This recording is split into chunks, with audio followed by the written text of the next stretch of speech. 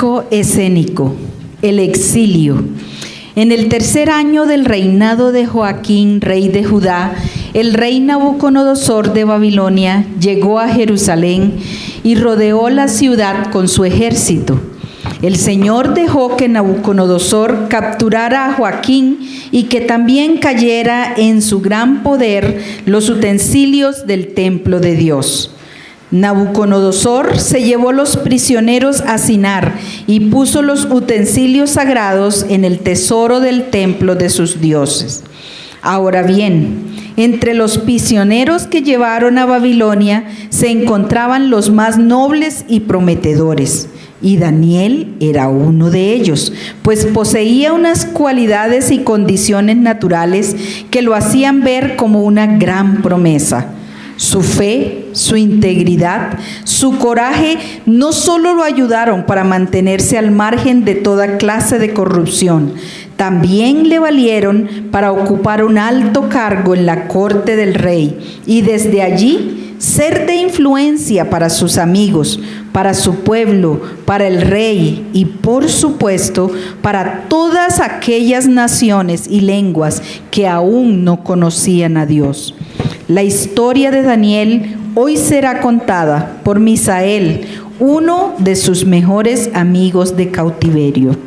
Espero que esta historia los ayude a entender que en la sociedad las personas más influyentes son aquellas que poseen ciertas características físicas, unas capacidades intelectuales sobresalientes y una actitud adecuada.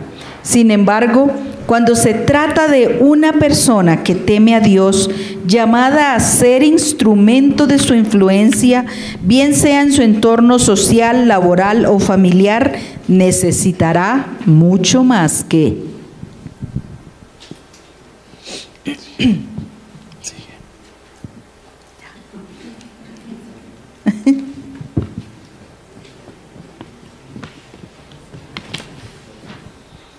la trama.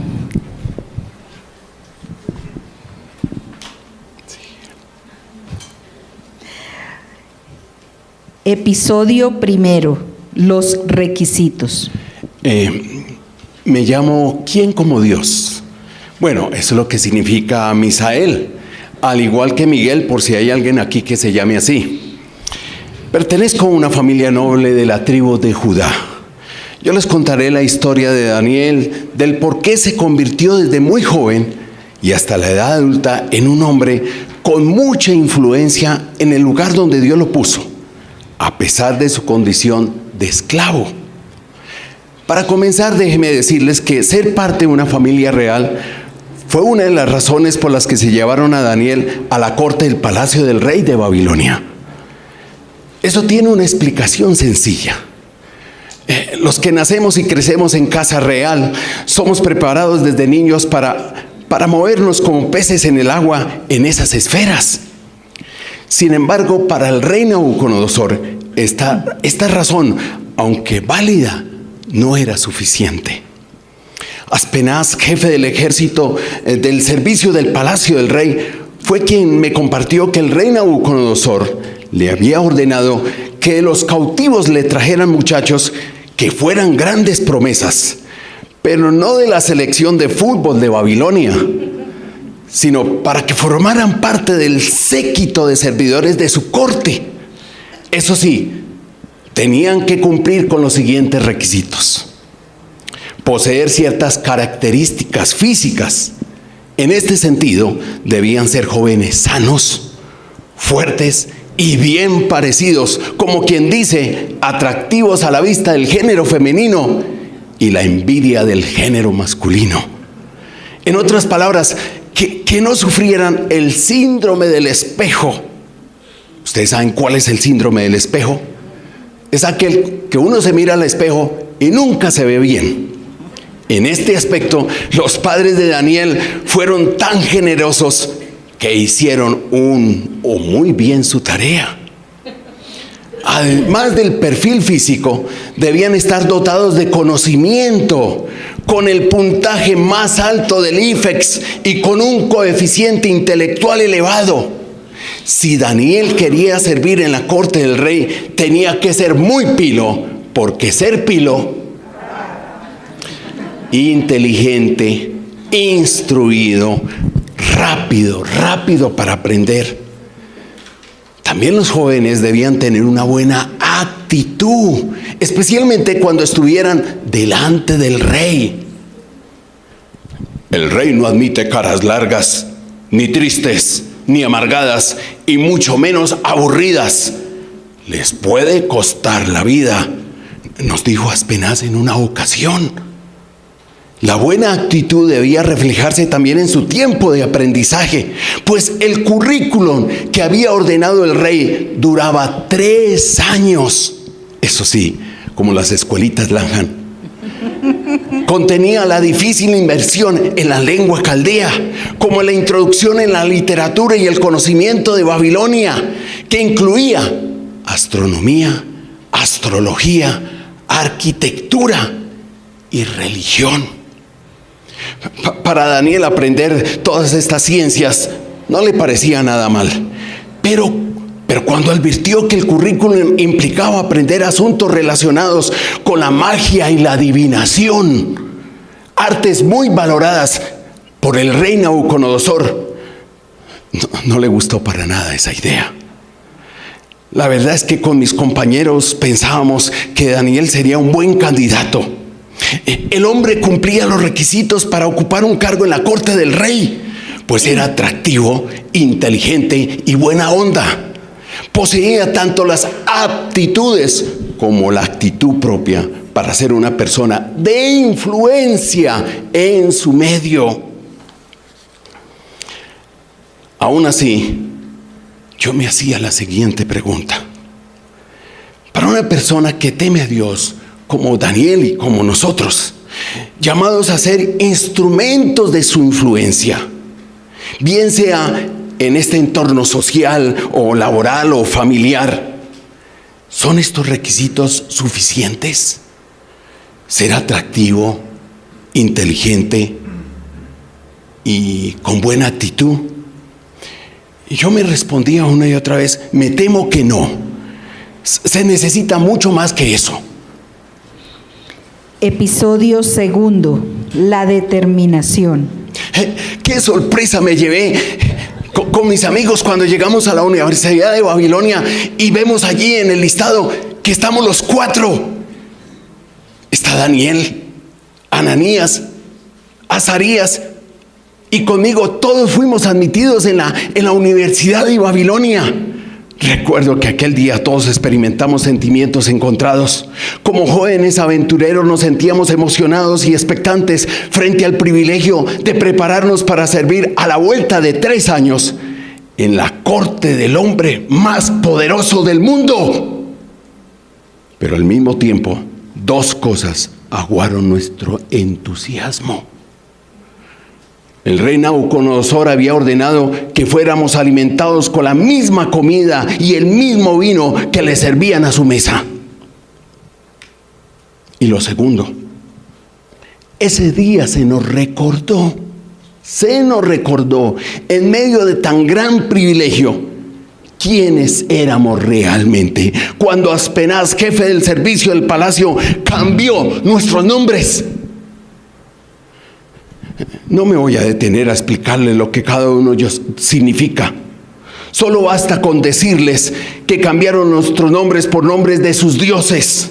Pero lo más terrible con el cambio fue que con ellos los babilonios estaban dando un golpe de afirmación de dominio sobre nuestra nación, sobre nuestro Dios, como era la costumbre en el Antiguo Oriente. No creo que ustedes alcancen a imaginar cómo nos sentimos. Nos obligaron a asumir otra cultura. Nos obligaron a asumir otras costumbres, otro idioma. Eso nos impuso una nueva identidad, como lo hacen con las culturas indígenas, como lo hacen con los negros. Realmente era humillante, indignante. Para nosotros Aspenaz se convirtió en un nombre tenaz. Pero mi mayor sorpresa frente a todos estos cambios fue ver que Daniel siempre mantenía una buena actitud. ¿Cómo sería de buena su actitud? Que estaba dispuesto a recibir su educación en un contexto altamente sofisticado, pero a la vez altamente pagano. Pagano. Una y otra vez yo pensaba, ¿y Daniel y nosotros cómo vamos a lidiar con lo pagano? ¿Cómo vamos a lidiar con un contexto donde no se admite al Dios verdadero, donde no se permite hablar de Él? Pues bien, la alimentación de la mesa del rey fue la respuesta a mi pregunta. Daniel fue osado. Tomó la determinación en su corazón de no participar de la comida y la bebida de la mesa del rey, a sabiendas que le costaría su vida. Y la tomó, y tomó la determinación, no por capricho, o porque estaba realizando una dieta estricta para participar de un reality de Top Model. No, para nada de eso. La tomó pensando en que la comida que se servía a la mesa del rey podía estar preparada con animales impuros. Realmente Daniel no quería exponerse al peligro de comer alimentos y de beber vino que quizás había sido ofrecida al dios Marduk. Sí, Marduk, jóvenes. ¿Cómo se llamará ese grupo que anda en estos siglos? El grupo de rock que iba a visitar a Colombia.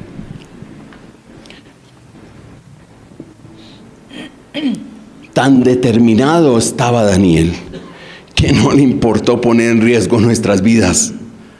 Tampoco la vida de Aspenaz, a quien le rogó que le eximiera de tal obligación.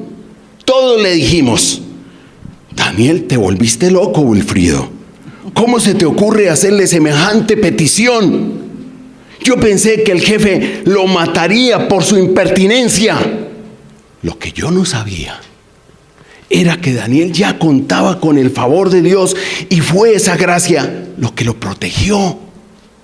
Por otro lado, Aspenaz no cedió a tal petición, pues temía por su vida. Aún así, Daniel no se dio por vencido. Ante la negativa, apeló al mayordomo y le propuso que nos alimentara con legumbres y agua durante 10 días.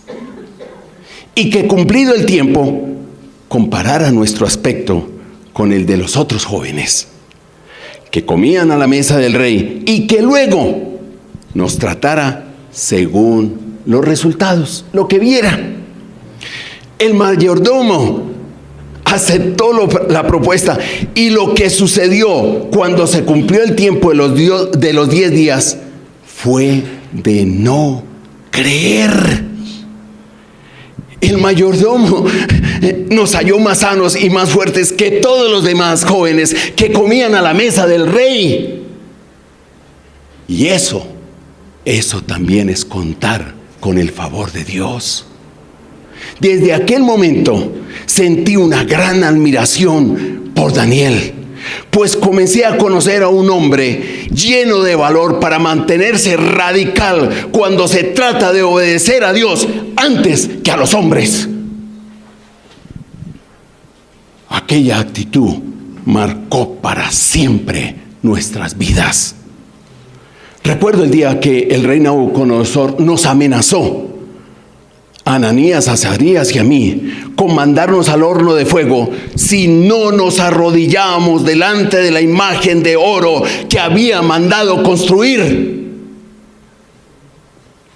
Con el mismo valor y determinación que habíamos visto en Daniel, le respondimos así: nuestro Dios, a quien adoramos, puede librarnos de las llamas del horno y de todo mal que su majestad quiere hacernos, y nos librará. Pero aun si no lo hiciera, sepa bien su majestad que no lo adoraremos, no nos arrodillaremos delante de la imagen de oro no lo haremos. Créanme que actuamos así gracias a la influencia de Daniel en nuestras vidas. A Daniel le cambiaron su nombre, pero no su naturaleza. Aunque mucho de la vida de Daniel se había incorporado en la cultura babilónica, su corazón permanecía centrado en Jerusalén y en su Dios. Por casi 60 años mis ojos fueron testigos de que Daniel en Babilonia oraba diariamente a Dios en dirección a Jerusalén. 60 años. El hombre jamás se dio a los manjares, a las prebendas, a las mermeladas de la mesa del rey. Jamás se dio. Por si fuera poco, no solo estábamos físicamente mejor que los demás, a todos nosotros Dios nos regaló inteligencia, entendimiento para comprender toda clase de libros y toda ciencia. Pero a Daniel le dio mucho más. A él le dio más. Le dio el don para entender el significado de toda clase de visiones y sueños. Es decir, en otras palabras, le dio la capacidad para comprender y revelar el porvenir que Dios tenía, no solo para nuestro pueblo, también para las naciones y pueblos y lenguas que no lo conocían. Pero especialmente para ver el porvenir de aquellos gobiernos que usan el poder para oprimir al pueblo, para matar al pueblo, para robarle al pueblo, para desplazar pueblos, para desangrar a otros pueblos.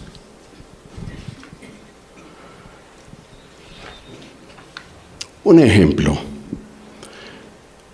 de ello fue el día en que le reveló a Nabucodonosor el significado del sueño que él tuvo sobre una imagen gigante con cabeza de oro, pecho de plata, muslos de bronce, pies de hierro y barro. Madre mía, eso fue brutal, eso fue extraordinario, especialmente por el propósito de ese sueño. Dios esperaba con ese sueño que Nabucodonosor entendiera de quién son la sabiduría y el poder.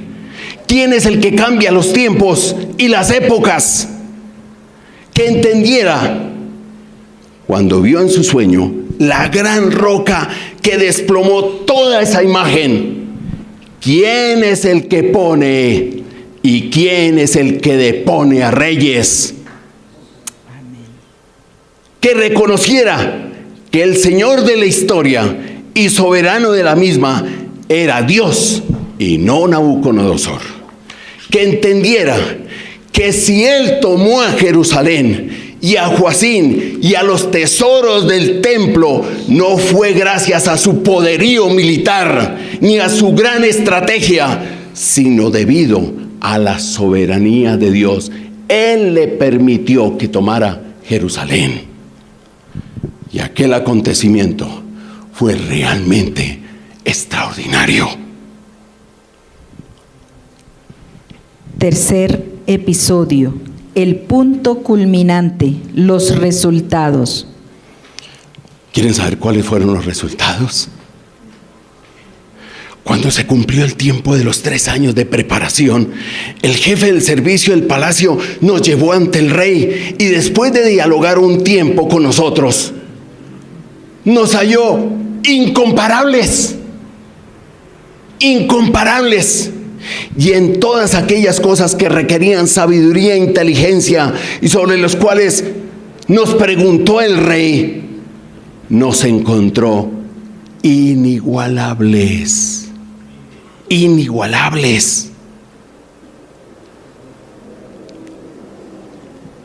Habíamos quedado por encima de los magos y adivinos que habían en todo el reino. Recuerdo que con Daniel nos miramos de reojo y nos sonreímos, pero con mucho disimulo, porque si el rey nos veía sonreír, nos podía costar la vida. Cuarto episodio, el desenlace, instrumentos de su influencia. Pero lo más importante fue que Daniel no solo se ganó el cargo, sino que se mantuvo en él hasta el primer año del gobierno del rey Ciro, es decir, por más de 70 años. La vida de Daniel se parece a esas historias donde las personas de condición humilde van escalando posiciones hasta llegar a las más altas. Daniel, desde su posición de esclavo, de cautivo, fue promovido una y otra vez. Y finalmente ascendió a los lugares más altos del gobierno de sus opresores. Nabucodonosor lo nombró gobernador de toda la provincia de Babilonia y jefe de todos los sabios del reino. Daniel ejerció su influencia sobre 13 reyes, 4 reinos en toda su vida. La influencia que tuvo Daniel sobre la vida de estos reyes fue impresionante, a pesar de la perversidad de la mayoría de estos gobernantes. Tan malos y corruptos fueron que Dios les envió profetas una y otra vez para denunciar sus actos y para que se arrepintieran. De lo contrario, el porvenir sería nefasto para ellos. Uno de esos profetas le dijo así a Nabucodonosor: ay de los que llenan su casa de ganancias injustas. Como Nabucodonosor, quien se metió en la casa del Señor como un vil ladrón y la asaltó. Dios fue asaltado. Su casa fue asaltada. Se le llevaron los utensilios de oro. Llenar la casa con ganancias injustas, saquear el Estado, robarle al Estado, sobornar, prevaricar, cometer fraude.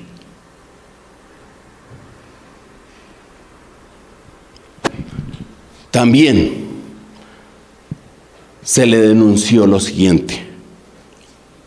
Ese mismo profeta le dijo: ay del que construye una nación con asesinatos y establece un país mediante el crimen. Ay del que construye una nación con asesinatos y establece un país mediante el crimen. Al igual que Nabucodonosor, cuando tomó a Jerusalén, tomó al rey Joacín y luego le sacó los ojos y mató a sus hijos. Construir una nación con asesinatos mediante el crimen, con desplazamientos, con exilios, con dineros de narcotráfico, con derramamiento de sangre, con falsos positivos.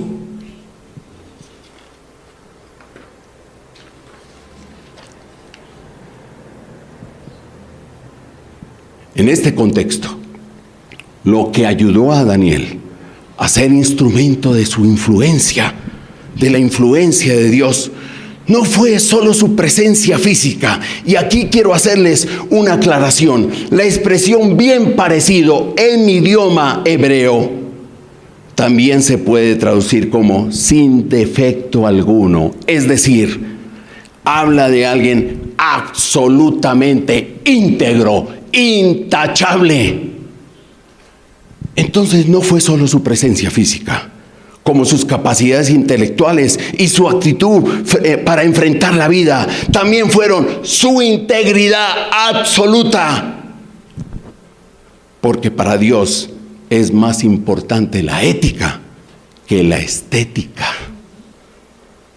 Su valor y determinación, como su dependencia permanente en Dios, frecuentemente alejaron a estos reyes de la idolatría y los llevaron a reconocer muchas veces la soberanía de Dios.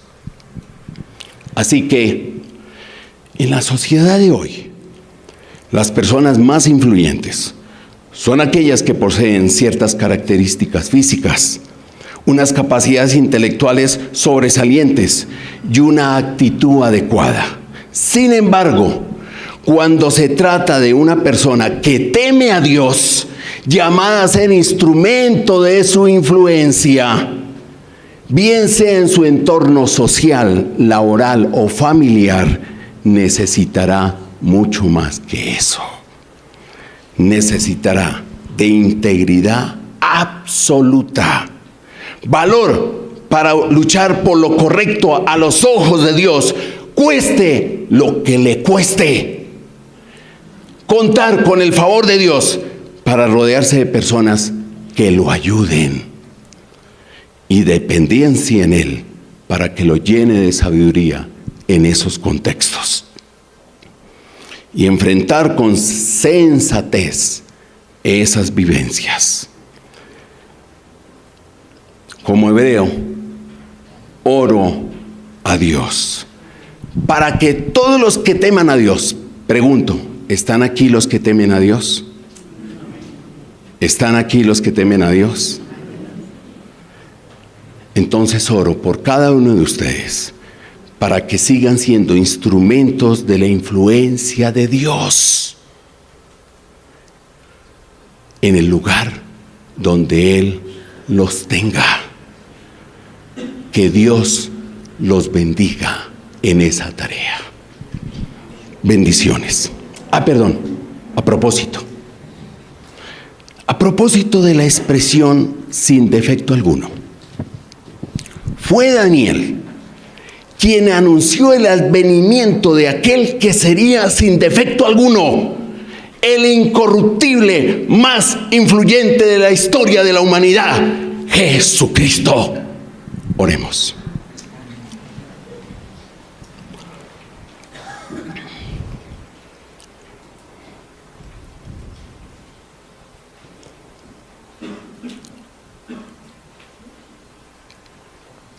Dejemos que el Espíritu de Dios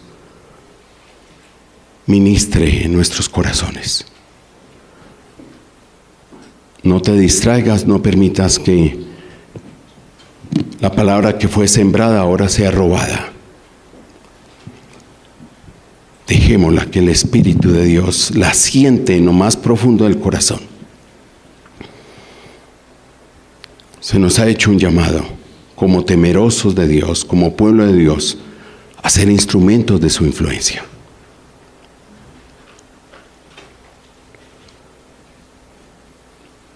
En ese contexto, trata de responder la siguiente pregunta: ¿qué te dijo el Señor a ti?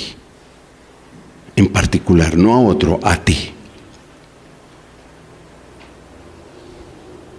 ¿Qué te habló?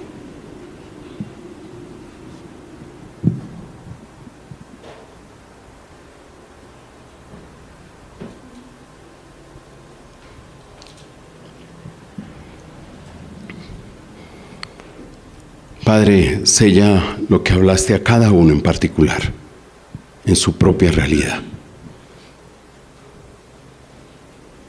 Y te pido que nos des el valor, la integridad del Espíritu Santo, para que seamos, en este contexto que vive nuestra nación, como Daniel. Pero incluso más que Daniel, como Jesucristo.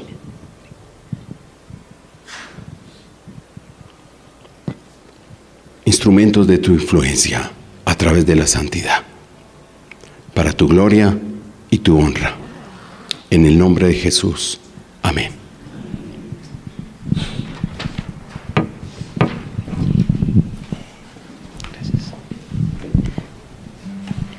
Muchas gracias, Pastor Luis Miguel. Hoy también tenemos una preciosa y bella oportunidad para conmemorar, para